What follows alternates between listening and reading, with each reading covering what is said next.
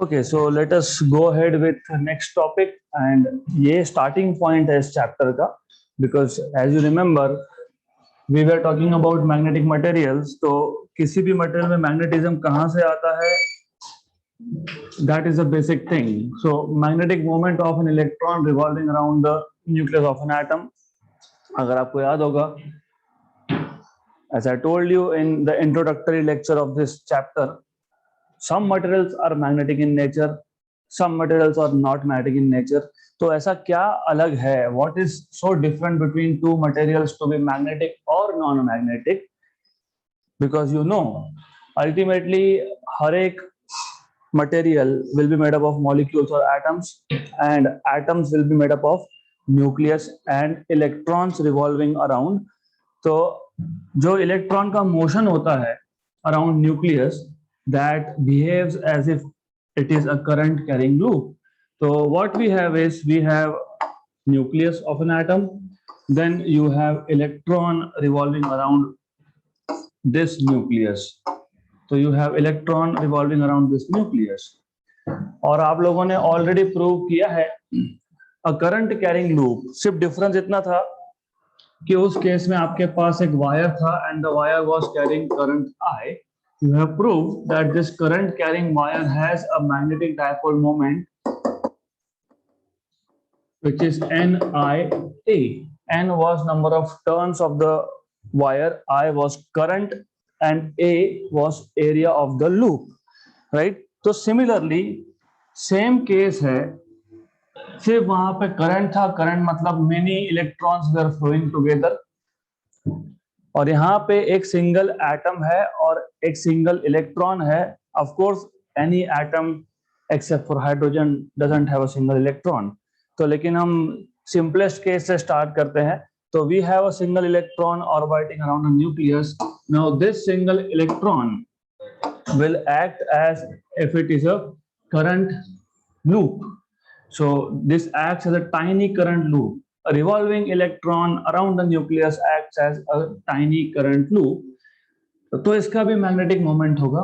Bye the way, इसका जो magnetic dipole moment होगा उसको मैं बोलूंगा O M orbital. Why M orbital? Because this is orbital motion of electron. तो ये जो ऑर्बिटल मोशन है उसकी वजह से जो डायपोल मोमेंट मिला, दैट इज एम ऑर्बिटल. अभी तक हम सिर्फ मैग्नेटिक डायपोल मोमेंट की बात कर रहे थे.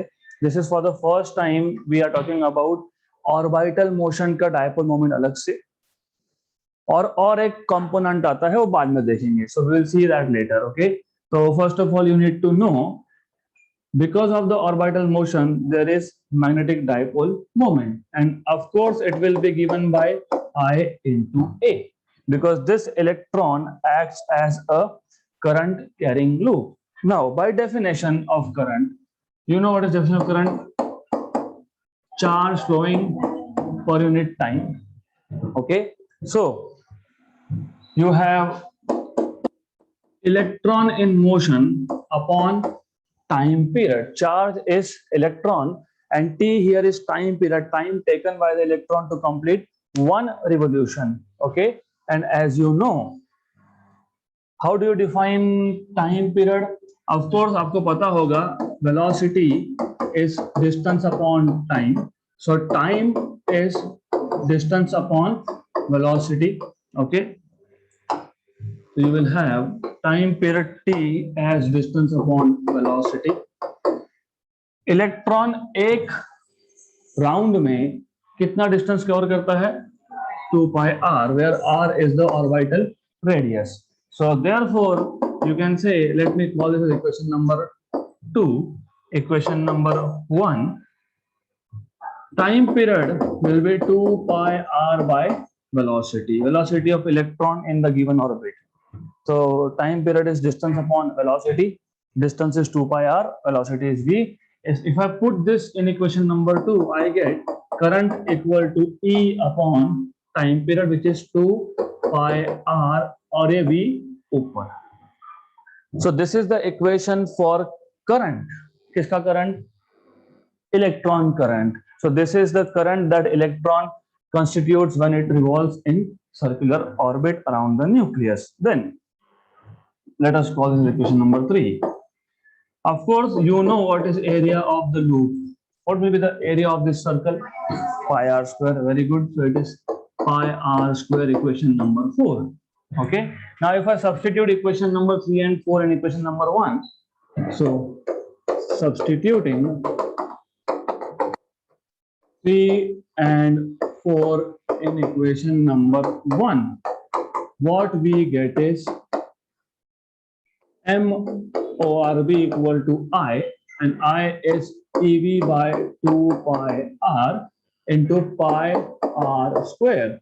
Pi cancel, r cancel. So you get magnetic moment due to orbital motion. Orbital magnetic moment equal to EVR by 2, right? Let us say equation number 5. Normally, if you know, पता तो होना चाहिए stage पे, whenever any body is revolving, whenever any body is performing linear motion, तो आप linear momentum की बात करते हो, which is given by m into v. But whenever a body is rotating or revolving, you talk in terms of orbital angular momentum, or orbital angular momentum is given by mvr. So I see in this equation v and r, m is missing, right? So what we can do here is, हम क्या कर सकते हैं, हम बोल सकते हैं, let us say multiply divide by mass of electron. क्यों mass of electron? क्योंकि कौन मोशन में था? इलेक्ट्रॉन. तो मास किसका लेंगे? इलेक्ट्रॉन का. Very obvious. तो ये जो टर्म है, you see MVR, this is angular momentum, orbital angular momentum of electron. Therefore orbital magnetic moment equal to E by 2 times of ME into L. L is orbital angular momentum. यहां तक clear? Simple है. So then this is the equation for orbital magnetic moment of a revolving electron.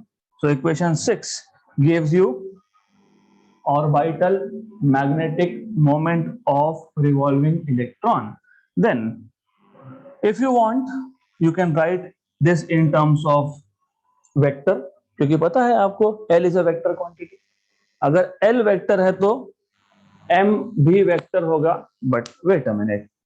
Here you have to go back to first chapter of 12th, circular motion, और आपको direction याद होनी चाहिए. अगर आपको याद होगा, any particle performing circular motion, linear velocity is along tangent. This is r, right? अगर आपको याद होगा तो angular momentum you say r cross p, radius vector cross linear momentum vector. लेकिन लीनियर मोमेंटम होता है mv बार, मतलब आप इसको लिखते हो mr bar cross v bar. इसका मतलब L का डायरेक्शन क्या होगा? Perpendicular to both radius vector and velocity vector, क्योंकि a bar cross b bar, अगर याद होगा, if I have a vector r bar which is a bar cross b bar, तो ये जो वेक्टर होता है r बार, जो वेक्टर होता है, it is perpendicular to both a bar and b bar. तो similarly angular momentum, imagine, because if you imagine you will understand. अगर आप इमेजिनेशन नहीं कर पाते तो it's going to be difficult. Okay, तो लेट्स से एक पार्टिकल था, इलेक्ट्रॉन था, जो इस प्लेन में सर्कुलर मोशन परफॉर्म कर रहा है. उसका वेलोसिटी वेक्टर होगा tangent at every point. So this is the velocity vector, and my hand is radius, correct? इन दोनों को परपेंडिकुलर ऊपर, depending on right hand screw rule. तो एंगुलर मोमेंटम का डायरेक्शन अगर ये है, और बाय द वे यही है बेसिकली, इधर दिस और डाउन, ये आ गया आपका एल बार का डायरेक्शन. मैं एग्जैक्ट डायरेक्शन में नहीं जा रहा हूं, because I don't know, you have to apply screw rule. It can also be down, but it is perpendicular to both R bar and V bar. तो ये आपको पता होना चाहिए. So by the way, if you want to write orbital magnetic moment in terms of orbital angular momentum vector form, तो पता होना चाहिए जो डायरेक्शन ऑर्बिटल एंगुलर मोमेंटम का होगा उसको अपोजिट होगा m orbital. So that is why in vector form you get m orbital bar equal to e upon 2me negative of L bar. Negative sign is only because magnetic moment, orbital magnetic moment is oppositely directed, okay, as compared to orbital angular momentum. तो इतना आपको पता होना चाहिए. Good. Then now of course अभी हमारा वो chapter हुआ नहीं है बट आगे होगा, एटॉमिक एंड न्यूक्लियर फिजिक्स. तो you must know there are some models of atom. उसमें से एक है Bohr's model. Have you heard of this Bohr's model of atom? तो Bohr's model of atom is based on 3 postulates. 3 assumption है वहां पे. assumption number 1, electron revolves in circular orbit around the nucleus. तो आपको पता है जब भी सर्कुलर मोशन होगा तो सेंट्रीपिटल फोर्स होना चाहिए. तो सेंट्रीपिटल फोर्स का कोई सोर्स होगा. So whenever electron revolves in circular orbit, the necessary centripetal force is given by electrostatic force of attraction between nucleus and the electron. So mv square by r equal to 1 upon 4 pi epsilon 0 q1 q2 by r square. ये था postulate number 1. postulate number 2, as you know कि यहाँ पे different orbits होते हैं और इन दोनों orbits के बीच में इलेक्ट्रॉन नहीं हो सकता because that is forbidden.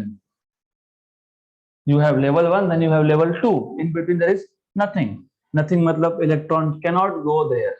Okay, अब ऐसा क्यों होता है? Because according to second postulate of Bohr's model, only those orbits are stable in which angular momentum is integral multiple of h upon 2 pi. हम डिटेल्स में देखेंगे बाद में. अभी ये पता होना चाहिए बिकॉज आपको पता है, आपको ऑलरेडी पता है orbit number 1, orbit number 2, orbit number 3.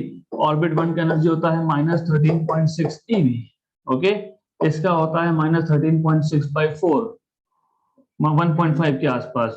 Then किसी भी दो लेवल के बीच में और लेवल नहीं है, मतलब electron cannot exist. Why it cannot exist? Because it is based on Bohr's model. Because Bohr's model tells you कि वही ऑर्बिट अलाउड है जिसमें एंगुलर मोमेंटम किसका? इलेक्ट्रॉन का, क्योंकि ऑर्बिटल मोशन कौन परफॉर्म कर रहा है? इलेक्ट्रॉन. तो only those orbits are permitted, allowed, in which orbital angular momentum of electron is integral, and n is an integer. Okay, 1 2 3 4 5, 0 नहीं है, 1 से स्टार्ट होता है. in which orbital angular momentum is integral multiple of h upon 2 pi. यही orbits allowed होते हैं. so then equation number 7. so according to Bohr's model you have L equal to n h upon 2 pi. Substitute equation 7 in equation number 6. Therefore, from equation number 6 and 7, what you have is MORB equal to E upon 2ME NH upon 2 pi. Right? सिर्फ मैंने L की जगह पे NH by 2 pi substitute किया.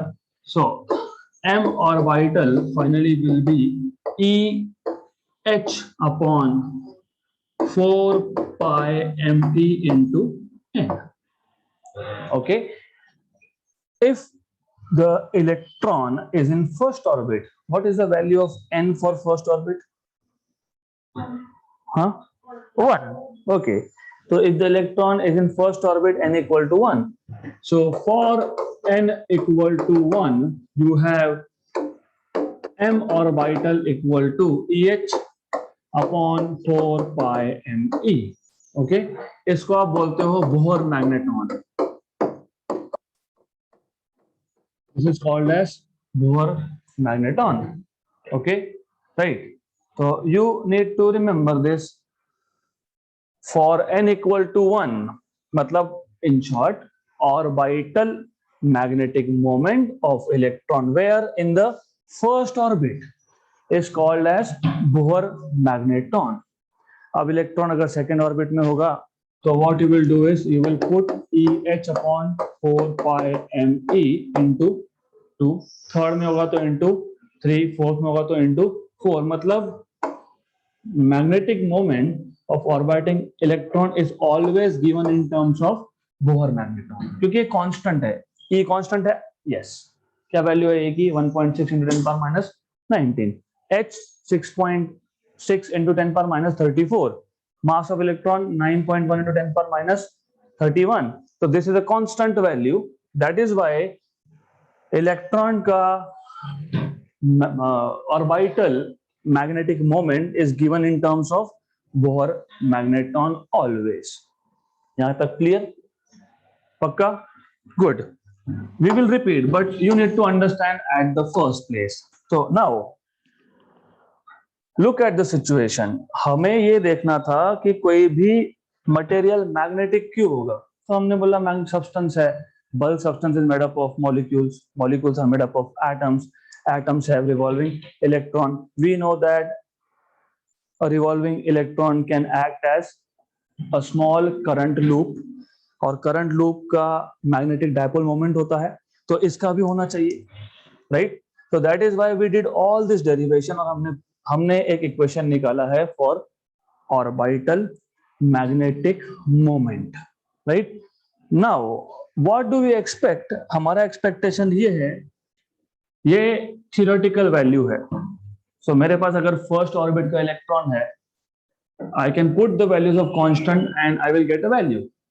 तो what I am expecting is hydrogen जैसे atom के लिए, क्योंकि उसमें एक ही इलेक्ट्रॉन है, सिंगल इलेक्ट्रॉन, तो उस केस में ऑर्बिटल मैग्नेटिक मोमेंट की वैल्यू क्या आनी चाहिए, EH upon 4 pi ME. But when you measure it experimentally क्या होता है, लेट अस से ये मेजर्ड वैल्यू है, I'll call this as M total.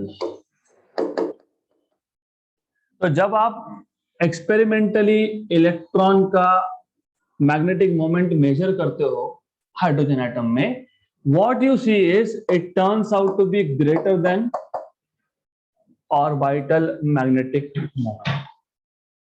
हम एक्सपेक्ट कर रहे थे एक वैल्यू, एक्सपेरिमेंटली हमको मिल गया उससे बड़ा वैल्यू, which will mean कि मैग्नेटिक मोमेंट कहीं और से भी आ रहा, from somewhere else it is coming. और जब ये थ्योरी डेवलप हुआ तो जिन्होंने भी थ्योरी डेवलप किया, they took an analogy, they said okay, let us look at the motion of planets around sun. Each planet is revolving and also spinning. अर्थ का rotation होता है ना, नहीं होता तो फिर सुबह होता ही नहीं, स्टेशनरी, ओके राइट. तो they said electron is also spinning, तो बाकी का जो पार्ट है वो आता है स्पिन से, and they called it as spin magnetic moment. तो total magnetic moment is orbital magnetic moment plus a small part coming from the spin, right? But later on it was proved to be wrong. Electrons are not spinning. Electrons का spin motion नहीं होता है. So this quantity is something intrinsic. कहाँ से आया नहीं पता, but है. अब एक बार नाम देके हो गया, तो तब से उसको spin magnetic moment ही बोलते हैं. This doesn't mean electron is spinning. Electron is not spinning. Initially they assumed, फिर एक्सपेरिमेंट से पता लगा कि no, it is wrong, electron is not spinning. तो अब उनको नाम चेंज करना नहीं था, तो तब से उसको स्पिन मैग्नेटिक मोमेंट ही बोलते हैं, राइट? कहाँ से आता है बोलते हैं, I don't know, we don't know, it is intrinsic, it is coming from somewhere, it is intrinsic property of electron, जैसे mass is intrinsic property of us, वैसे ही spin magnetic moment is intrinsic property of electron. So total magnetic moment will come from orbital motion plus intrinsic spin, intrinsic magnetic moment. यहाँ तक clear, right?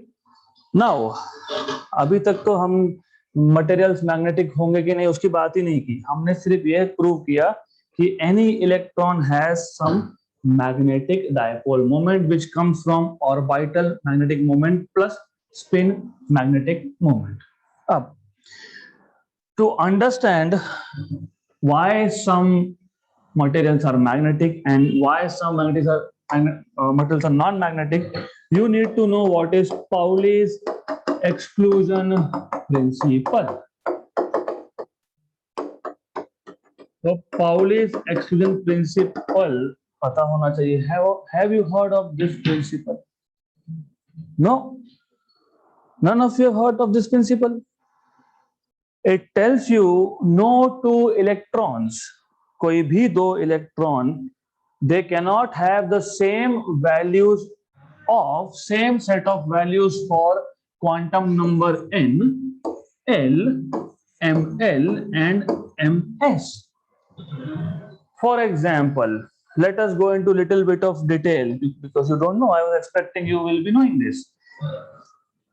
कोई भी दो electron का, even though they are in the same orbit, example helium, you have two electrons in the first orbit, मतलब दोनों की n value क्या होगी 1 और l value, l is what,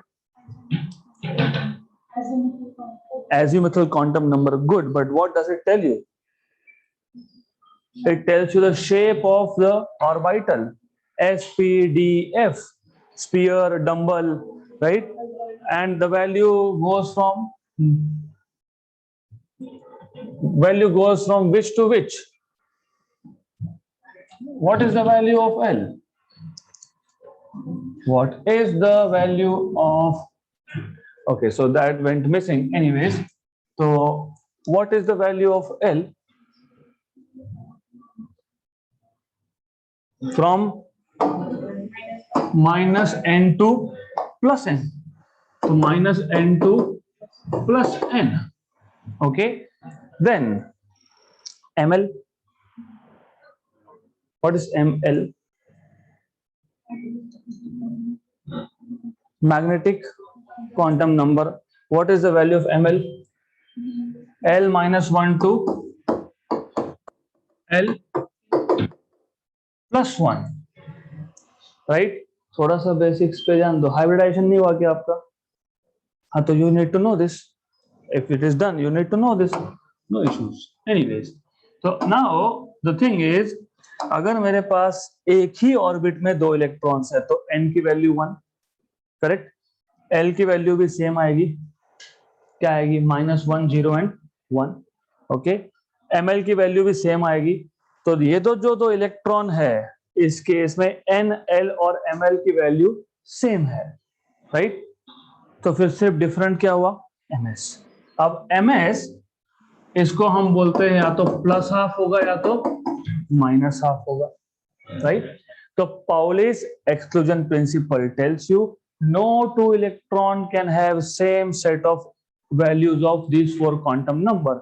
n same हो गया, l सेम हो गया, ml सेम हो गया, ठीक है, but ms cannot be same. Look at these two electrons, they are like twins. दोनों फर्स्ट ऑर्बिट में n value same, l value same, ml value भी same, but ms spin quantum number एक का plus half है तो मतलब the spin is directed upwards, एक का माइनस हाफ है मतलब the spin is directed downwards. Okay, right? तो now what happens is, let us take these two electrons. ये जो दो इलेक्ट्रॉन दिखाए मैंने, मैं वही दो इलेक्ट्रॉन यहाँ पर ड्रॉ कर रहा हूँ. ये इलेक्ट्रॉन नंबर 1, 2 एंड 2. अगर पहले इलेक्ट्रॉन का ms प्लस हाफ है मतलब स्पिन इज डायरेक्टेड अपवर्ड्स और दूसरे का डाउनवर्ड्स, तो ये स्पिन दे cancel out each other, right? इसका मतलब जिस एटम में पेयर्ड इलेक्ट्रॉन्स होंगे लास्ट शेल में, वैलेंस शेल में, मतलब 2 होंगे, 4 होंगे, 6 होंगे, even number, in that case spin moments are cancelling, मतलब there is no net dipole moment, there is no net dipole moment, कुछ बचा ही नहीं, cancelled out, right? So if it cancels out, will this property show any magnetic effect or magnetic property? This material will show no magnetic property.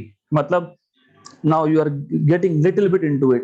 जिस किसी atom में last shell में even number of electrons होंगे, it will be non-magnetic in nature. Why? Because spin are cancelling each other, right? तो net dipole moment, मैं वापस बता रहा हूं, ये जो इक्वेशन आपने डिराइव किया यहाँ पे m ऑर्बिटल, ये सिंगल इलेक्ट्रॉन का ऑर्बिटल मैग्नेटिक मोमेंट था। किसका? सिंगल। लेकिन एक एटम में अगर आपके पास case of helium first orbit में 2 इलेक्ट्रॉन है, and you know this is vector quantity. So if the two vectors are equal in magnitude but opposite in direction, they cancel out each other. तो जिस किसी atom में valence shell में, क्योंकि inner most shell का contribution तो वैसे भी कैंसलेशन ही होता है, बिकॉज इनर मोस्ट शेल बोलते हैं ना 2 8 इवन इवन 18 इवन, राइट? तो वैसे भी इनर मोस्ट शेल में इवन नंबर ही है किसका? इलेक्ट्रॉन का। मतलब उसमें तो डेफिनेटली कैंसलेशन होना ही वाला है। तो मैग्नेटिक प्रॉपर्टीज कहां से आएंगे? लास्ट शेल से।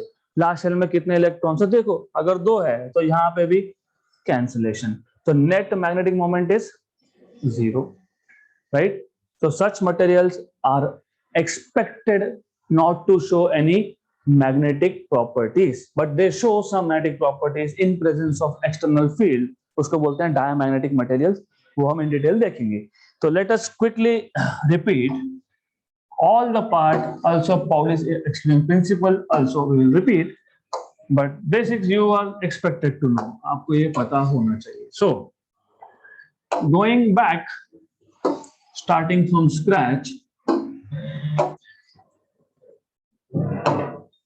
it is very interesting. You just need to pay attention and keep making the link.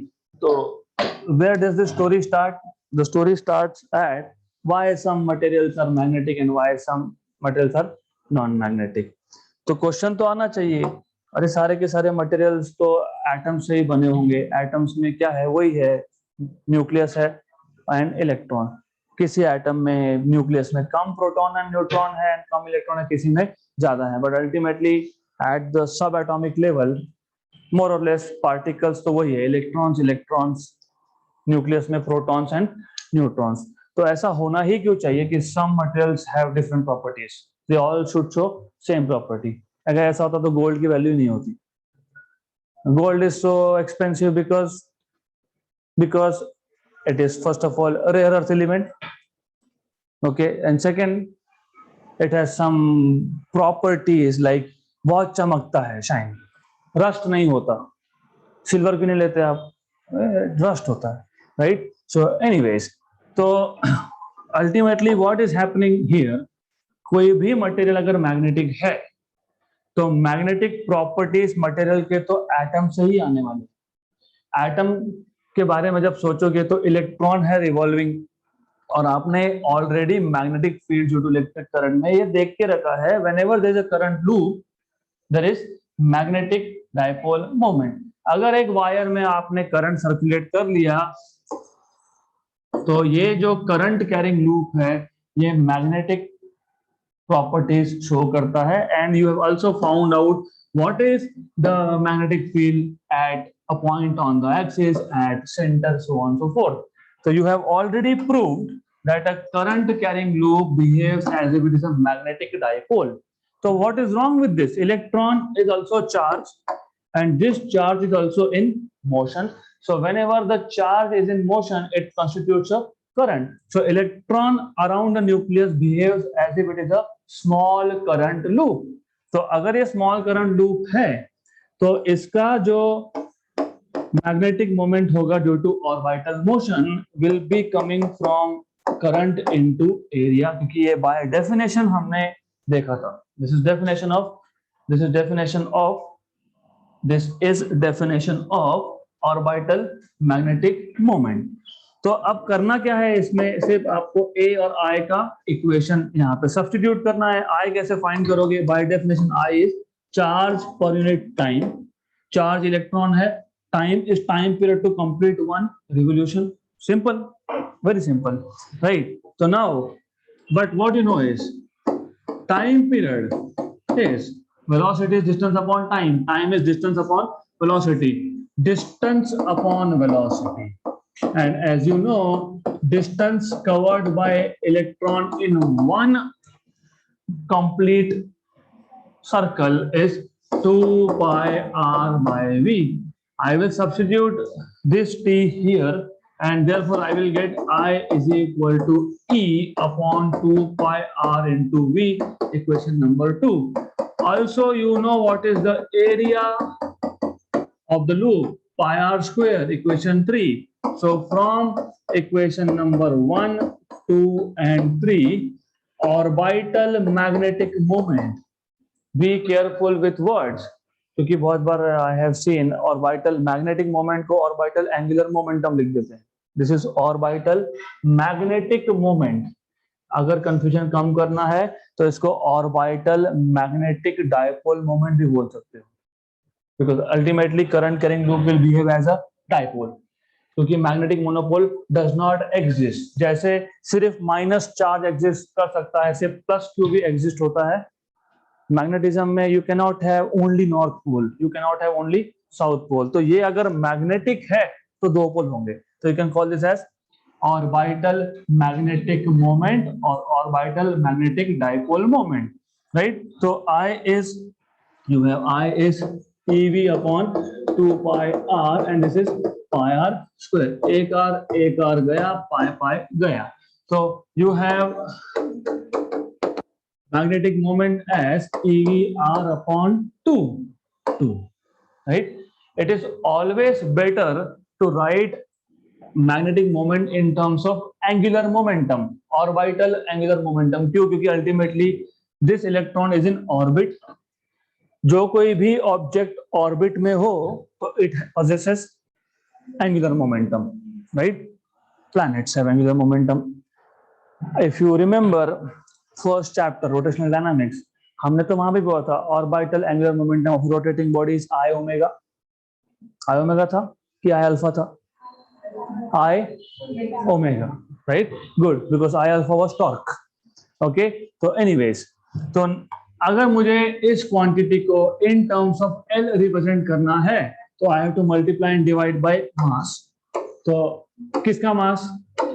Electron का। क्यों इलेक्ट्रॉन का? क्योंकि electron is the one who is performing orbital motion.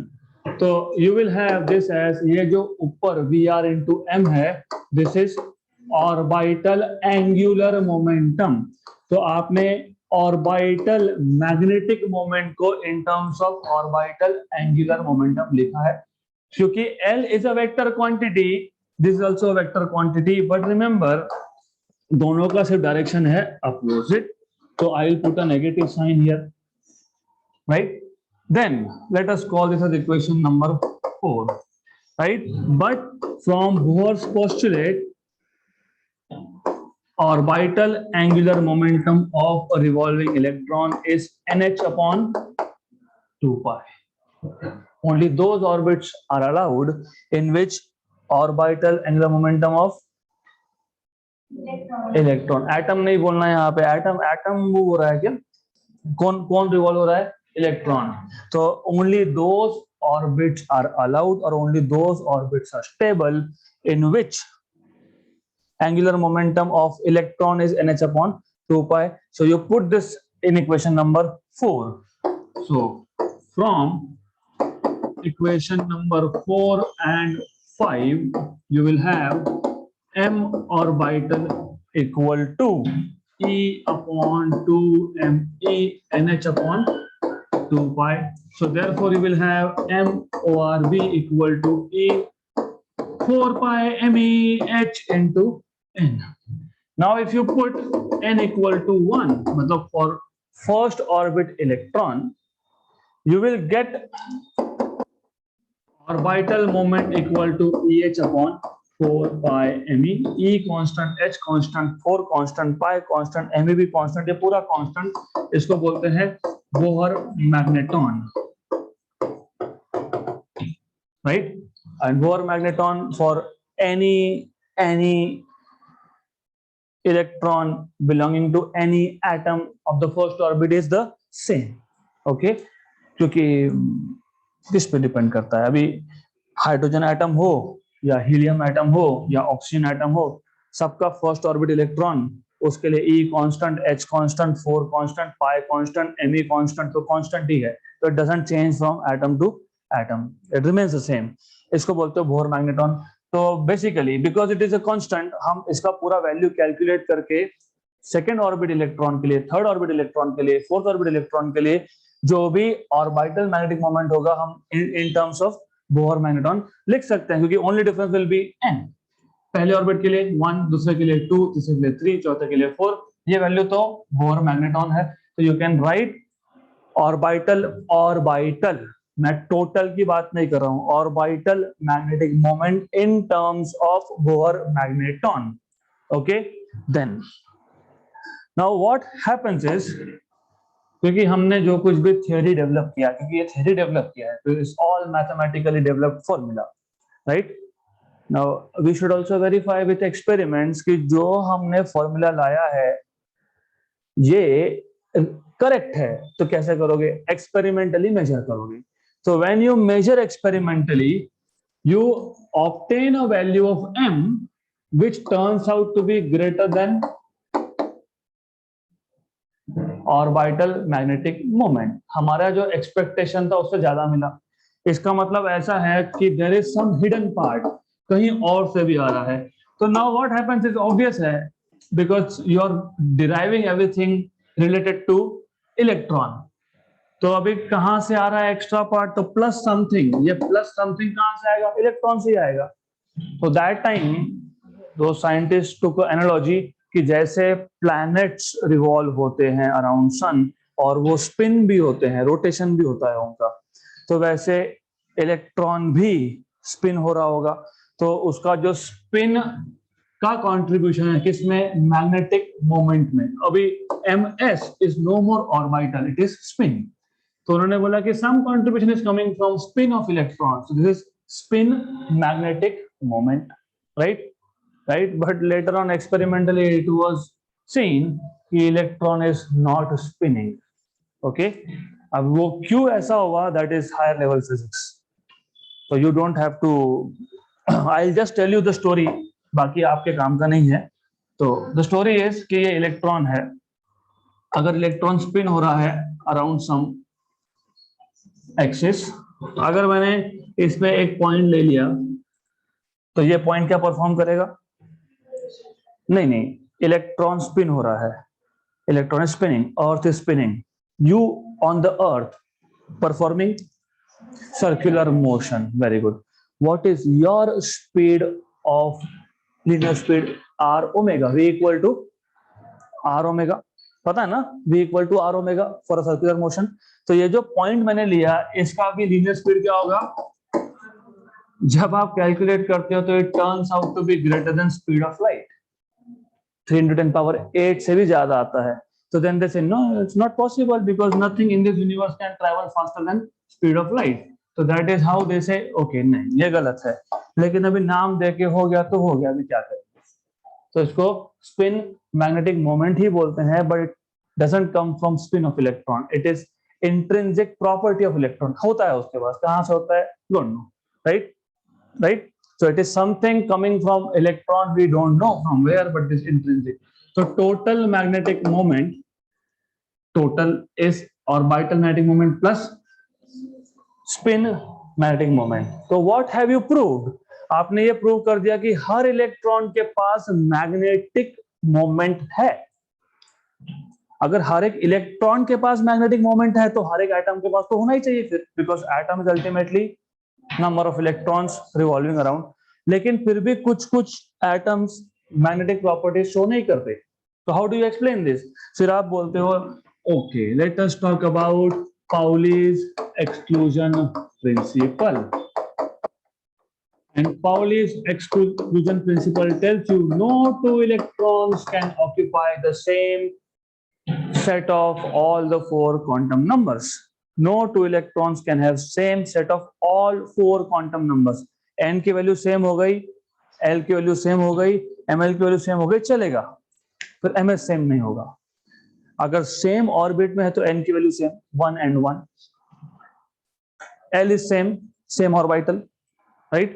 Ml is same, but Ms एक के लिए plus half, एक के लिए माइनस हाफ. अगर दोनों सेम ऑर्बिट में नहीं है तो फिर पॉइंट ही नहीं है. If they are not in the same orbit, एक के लिए n की वैल्यू 1, दूसरे के लिए n की value 2, may be 3, may be 4, we don't care.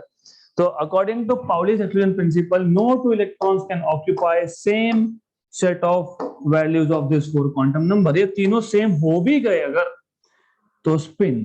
तो अब ऐसा है कि जो फर्स्ट ऑर्बिट इलेक्ट्रॉन्स है आपके पास, इलेक्ट्रॉन नंबर 1 एंड नंबर 2, इन तीनों के लिए ये वैल्यूज सेम ही आने वाले हैं because n is same, n is 1, L is same, Ml is same.